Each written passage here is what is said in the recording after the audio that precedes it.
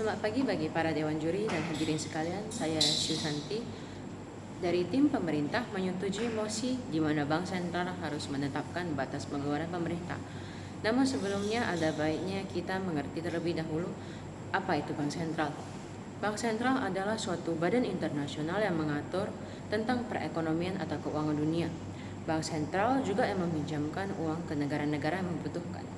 Alasan saya menyetujui mosi ini adalah yang pertama, harus kita sadari bahwa semua benda di dunia ini yang memiliki nilai penggunaan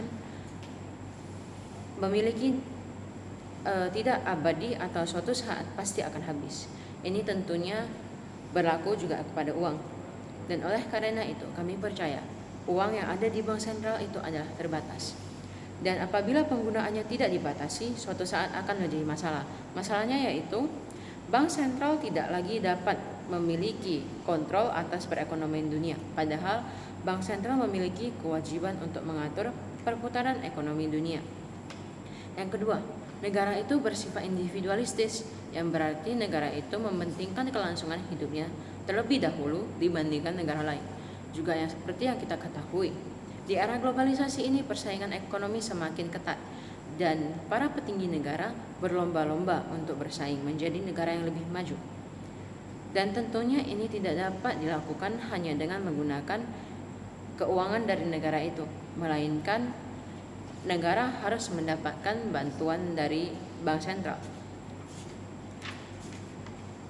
Dan jika bank sentral tidak dapat mengatur perekonomian atau batas pengeluaran pemerintah, maka ini akan berefek pada keuangan negara lain. Misalnya, suatu negara mengalami krisis ekonomi dan saat negara itu meminta bantuan dari bank sentral tidak dapat memberikan bantuan karena dana yang tidak memadai karena sudah diberikan kepada negara lain yang akan meningkatkan infrastrukturnya. Dan hal ini dapat menyebabkan negara yang kaya menjadi lebih kaya dan negara yang miskin semakin miskin. Hal ini dapat menjadi bumerang bagi masa depan ekonomi seluruh dunia. Karena seperti yang kita ketahui, walaupun negara itu bersifat individualistis, negara tetap harus beraliansi dengan negara lain. Karena tidak semua bahan yang digunakan dalam produksi suatu negara dimiliki oleh negara itu. Dan apabila krisis ekonomi terjadi, maka operasi daripada negara produsen daripada bahan pokok untuk produksi suatu produk dari negara maju tidak dapat beroperasi dengan baik karena status ekonomi negara tersebut telah memburuk yang disebabkan oleh tidak adanya bantuan dari bank sentral.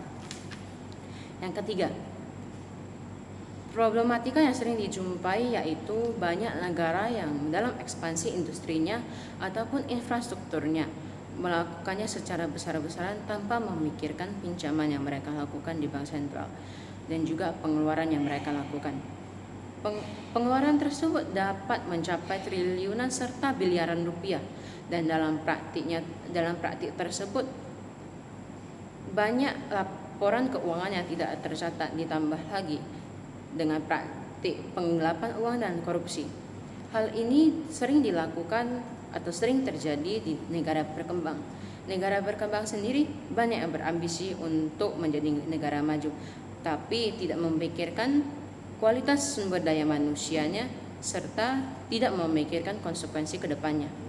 Yang keempat, kami percaya hanya bank sentral yang dapat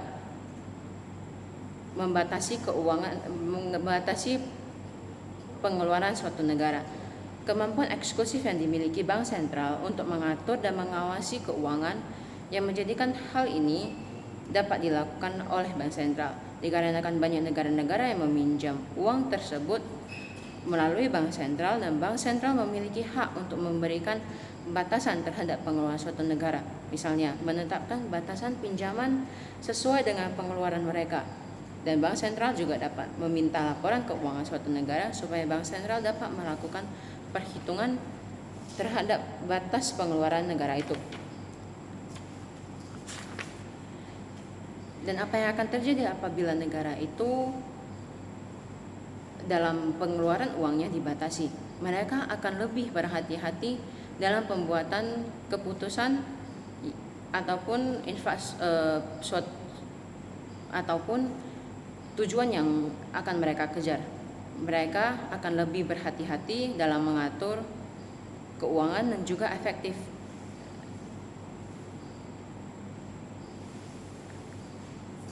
pada saat pembangunan negaranya. Contohnya infrastruktur industrial dan lain-lain. Krisis ekonomi adalah bencana ekonomi yang dapat membuat manusia, apalagi yang miskin, kesulitan sampai menyebabkan kematian. Krisis ekonomi merupakan hal yang harus dihindari oleh semua negara.